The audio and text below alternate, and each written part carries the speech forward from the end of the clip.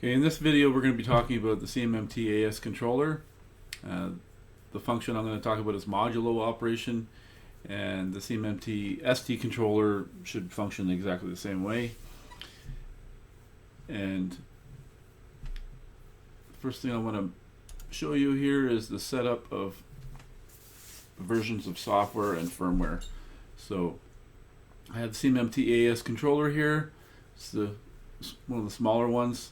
I've got a EMMT motor with multi-turn and brake and a user-defined rotary axis, and I've set it up for degrees, unlimited, because we're going to be using it for like a rotary table or something like that.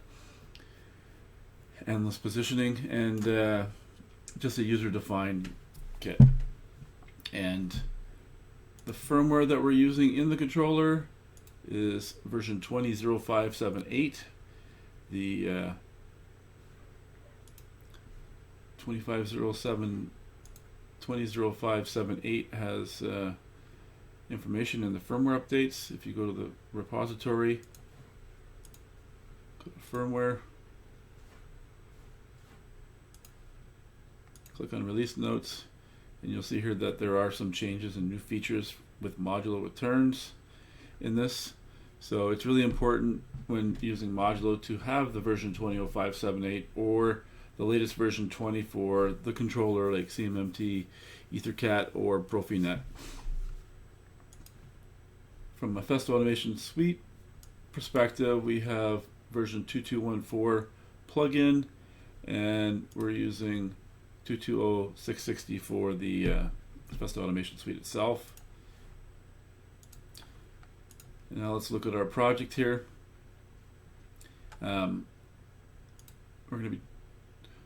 We have some record tables set up. The record tables are set up for module turning off, modulo positive only path, and then I have some absolute and relative moves. The absolute move I have is 460, and the relative moves are both relative to set point, which is very important. It's this current set point, not the actual position. That way we're not having minor errors as we're turning a rotary table or something like that.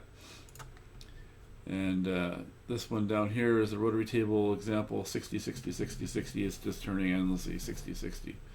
So there are many parameters in the controller, and a way to refine or get down to the nitty-gritty parameters that you want to use is type in the word module up here in the filter. And the first one I wanted to point out here is the this extended modulo mode here. So the default is that it's inactive, and we're going to talk about this at some point down the road, but that's an important one. And then to refine further, to get to that parameter, you could just type in, modulo mode, and it'll point out this.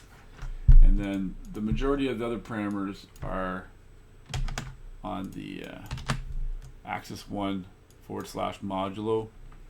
This gives you a setup screen here, and most people are going to do 360. You need to put a upper limit in here. The default is 0, and if there's nothing in here and it's set to 0, then modulo will never be used. So this is the first point of set point here, and this always gives you the actual status of modulo. Let's just talk about the user manual for a second. All of these parameters here are discussed in the user manual. If you go to the Festo website and type in your controller, go to technical documentation under support and downloads. The software manual here will have the latest. This particular one here is 2020, so 2020 11th month. I've actually got a newer manual here, which is 2020-104, and I've marked up some bookmarks in here. And there's a couple things I want to point out here. So with active modulo operation, parameter 113104, it's automatically reported back to the controller as an actual position. So when the user's online, it's important to know that what they see as an actual position in Festo Automation Suite is not what will be seen in the PLC. What I can show you here is the following. So I'm online here with the controller, and 113104 is what's being reported as the actual position, not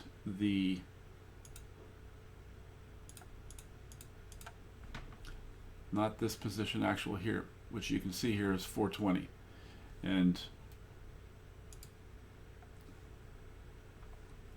the position of the actual controller down here is actually 60, with the 6 decimal places there. So this 60 is this 60.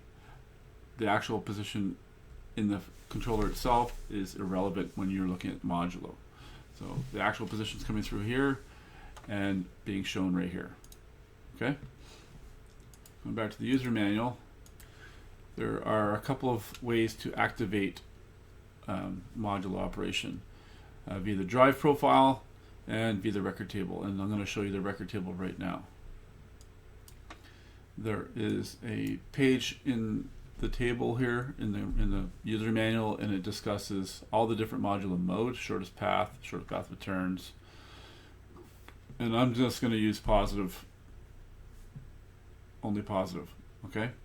And I'm going to be using basically relative moves today. Okay, so I have position of 0, which is the top here, and I'm showing the record table moves just so when I'm executing moves we know what I'm doing.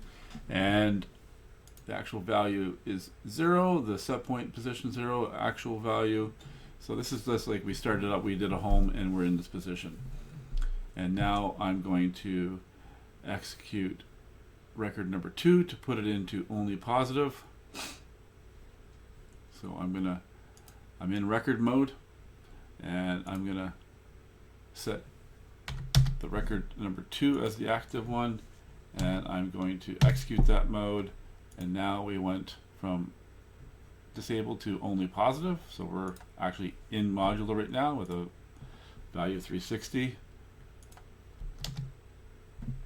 And now I'm going to act like I'm a rotor table, and this relative to current set point, which is 60 degrees, I'm going to simply start executing that move.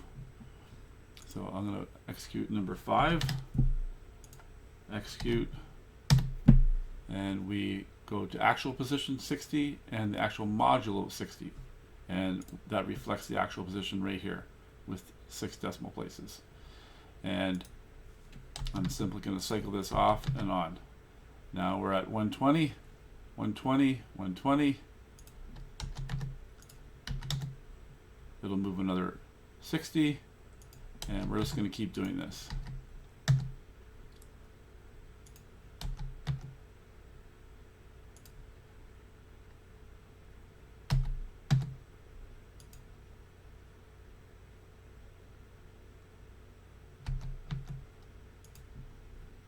And the next move should be a 60 degree, which should get it to the rollover.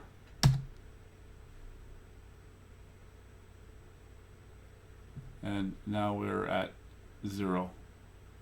And you can see here that it's hovering back and forth, depends on your tuning, but we are at the 0 or the 360. You can see the axis has moved right here. And this is where the position actual value and the actual value module will start to differ. Not that we care about the position actual, because this is just something internal to the Festo Automation Suite at this point with this mode. So I'm going to execute the mode again. Still positive. It's going to move just like it did down here. And it's going to continue to move just like a rotary or dial table. And again, at this point, the position actual value is going off on its own, whereas the actual value of the module, which is being reported here and over here, is correct. Okay? And then we simply continue to do that.